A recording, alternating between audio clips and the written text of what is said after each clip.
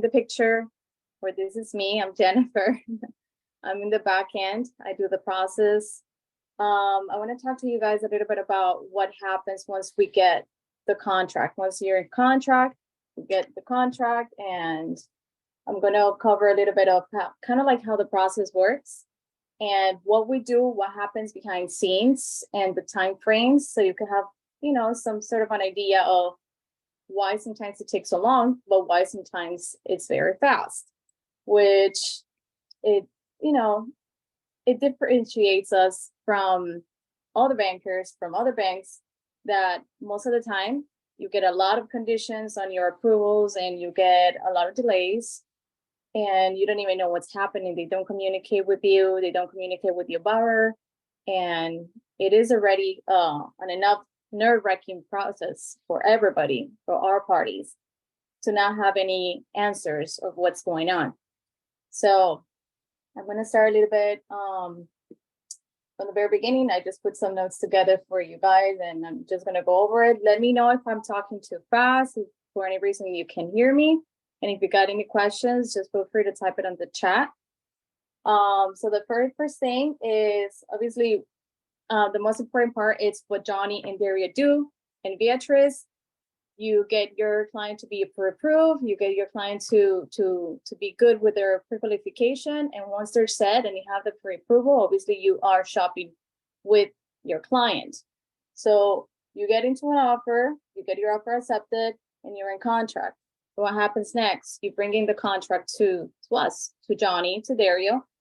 And then the idea of before getting into contract is having that file for the client to be as complete as possible.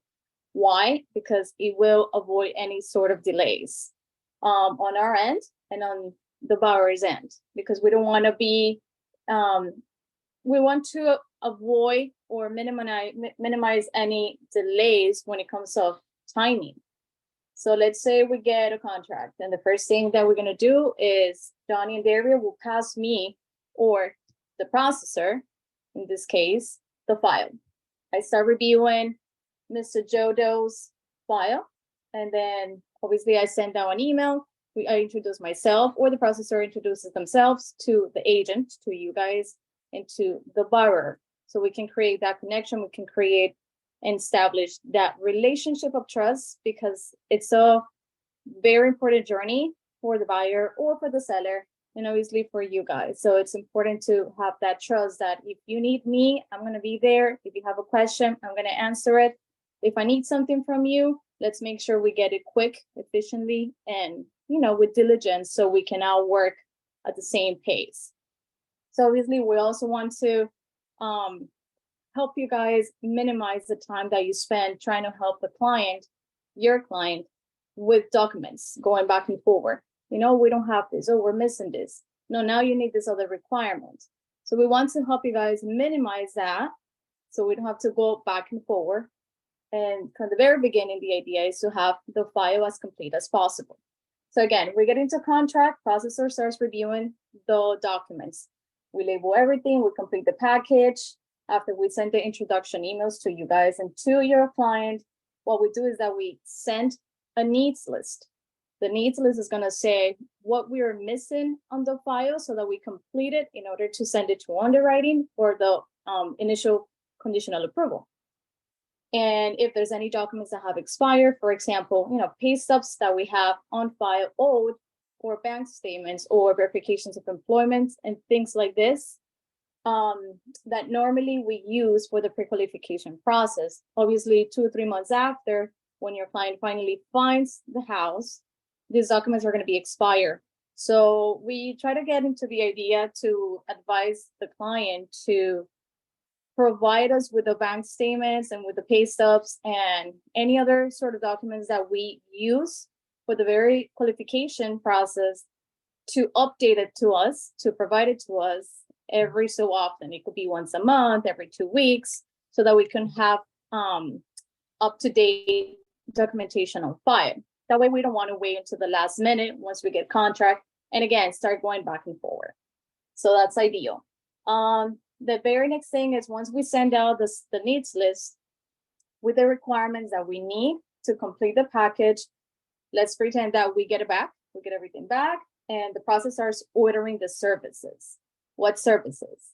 Now, services such as title, the appraisal, the verifications of employment for your borrowers, insurance, also condo questionnaires, and any other association documentation. We'll also order tax transcripts, fraud reports. Very important on these fraud reports that we order, this is only internally.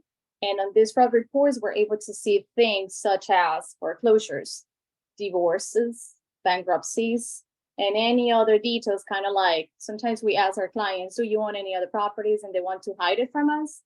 That's going to come up here on our fraud report. So that's why we tell our clients, try to see us as your attorney, tell us everything, because we need the truth. And that way we'll work around whatever situation they have, whether it's a foreclosure, bankruptcy, we'll see how we can help. So it's important to have all this information from the very get-go, so we don't come across unexpected Chapter 7 bankruptcies and they never mention anything. And we're already in contract through the middle of the loan process. So we want to avoid those kind of things because it will come up eventually. We also prepare letters of explanation. This would be if, in any different kind of scenarios. For example, if you have a contract and it's an investment property, the buyer is buying this investment property, but it already has a tenant. So this tenant has a lease and it will expire next year. So obviously this tenant becomes your client's tenant. We have to explain that on a letter.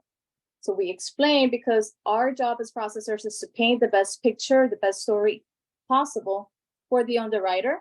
So the underwriter can have a complete file and be able to paint a beautiful story to the investor who's going to be buying the mortgage loan. So the more complete the package is, the more complete the loan is, the more serious we're going to take our clients. The faster we're going to get our underwriting approved, and the faster we'll be able to get clear to close. So the next thing that we're going to do after we do all the letter of explanations, whenever it's needed, we obviously send them through DocuSign. So that way the buyer doesn't have to be worrying about meeting up with us or meeting up with you, all the time or frequently. We just send everything electronically. Everything is convenient. They just sign it. We get the authentication certificate, so we can provide that authentication certificate to the underwriter to prove that those signatures on those letters are legit. But we do help with those letters, just in case you didn't know. Some other banks, or I would say most banks, from my experience, they don't do the letters for you. You have to figure it out. Either the agent helps the client, the buyer, to do the letters, or the buyer has to write a letter. And if it's wrong and needs modifications or corrections, you have to redo it again and again until finally underwriting is happy with the letter. So what happens next? We prepare and complete the file once we receive everything else. And then we finally going to send it to underwriting. We send it to underwriting for the initial approval, which is known as a conditional approval. On the conditional approval, the timeframes normally with us would be 24 to 36 hours for an initial approval. Why so fast? Because we have in-house underwriting, which is why we're able to deliver faster and be able to get your clients to get clear to close faster than other banks. So other banks, not sure if you know, but they normally take between 36 to 48 hours for an initial underwriting approval. And the files don't come back as clean as ours because they don't take the time to structure the package as well as we do. Again, we have the benefit of having in-house underwriting. So we're able to put together the package as best as we can. So the underwriter could be happy with us and take our file serious. Now, after we get the conditional approval, obviously the goal is to get slim to no conditions at all, back from the underwriting. And like I mentioned, most banks, normally when you submit to underwriting, processes will get around average 10 to 20 conditions back. So that's more of a hassle, more of a troubling situation for the borrower because it's already a nerve-wracking, process and long sometimes for certain borrowers. So the least thing that you want to do, that we want to do, is bother our borrowers, our clients, with more requirements, with more conditions. And obviously, different scenarios, things are going to be different. Every buyer is different. We might have 2 conditions on one. We might have 10 conditions on another one. It all depends on how complex the scenario is. So what happens after we get these conditions back from underwriting? We review the conditions as the processors. We request, any other requirements from every corresponding party. Let's say we have a condition for the real estate license from the listing agent, so we'll request it from the listing agent. But the idea and our goal is to minimize the conditions as much as possible. That at the end of the day, once we get the conditional approval, we only get conditions that are not in the control of the agents, of you guys, and not in the control of the borrower. So what conditions would that be? It would be appraisal, which is not in anyone's control. We got to wait a certain amount of days to be back, right, for the report. We also will be waiting on insurance. And then last but not least, title. So those are things that none of us are in control. Obviously, we request all these services from the very get-go, but title has their own underwriting. Sometimes they might take longer. Sometimes they might be fast. Sometimes, it just all depends. We just have to wait. So again, the goal is to have slim to no conditions at all once we do that initial conditional approval. That way we don't have to go back and forward with you guys and make you waste your time in a sense, because you can use the time to focus on your work, on your new prospects, on bringing in more leads, doing your calls and everything else that you guys, focus on a daily basis.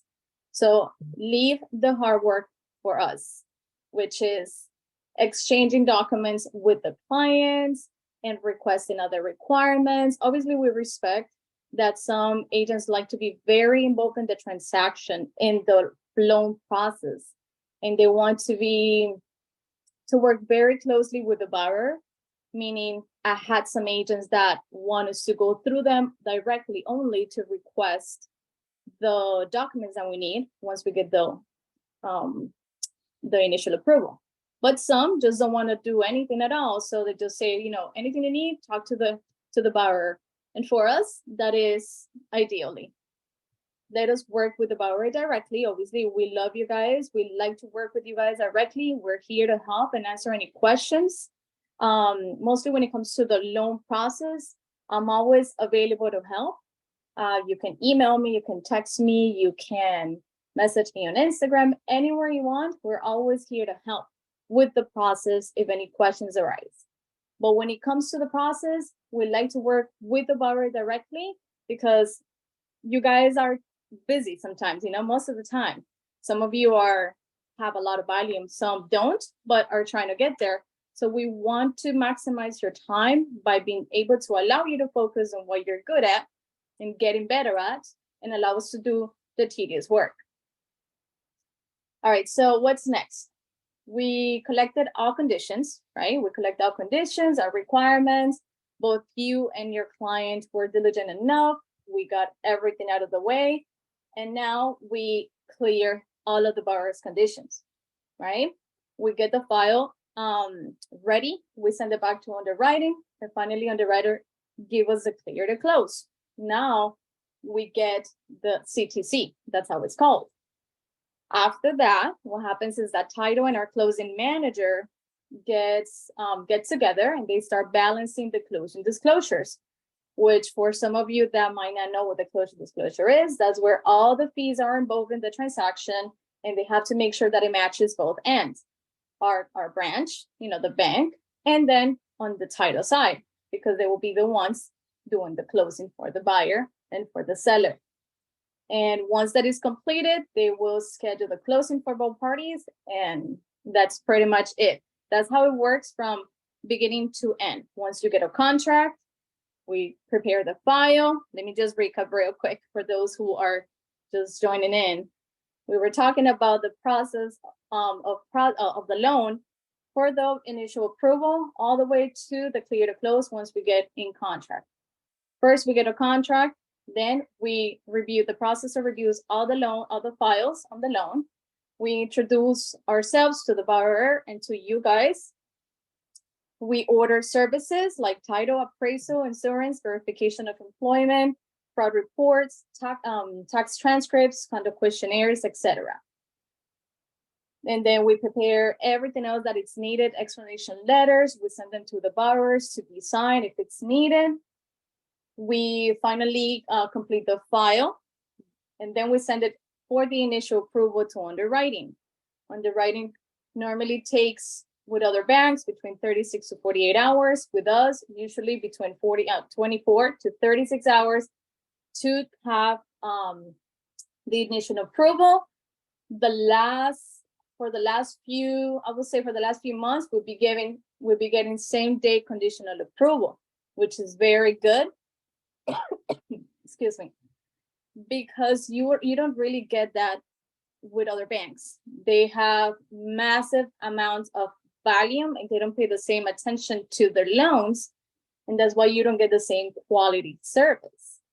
So with us, obviously, you have our undivided attention. We're able to process at your pace, but we do process pretty quick because we put urgency in what we do. We want to make sure that we don't make your borrower wait or you guys wait. Again, after that, the file goes to underwriting for initial approval. We get it back within 24 to 36 hours maximum. We get a conditional approval with some conditions. The goal is to get no conditions or very minimum. And whatever conditions we get, the goal is that there is no borrower related conditions. That way you can present your conditional approval for your listing agent and you can satisfy the commitment date, okay, which is a financing or contingency. Excuse me.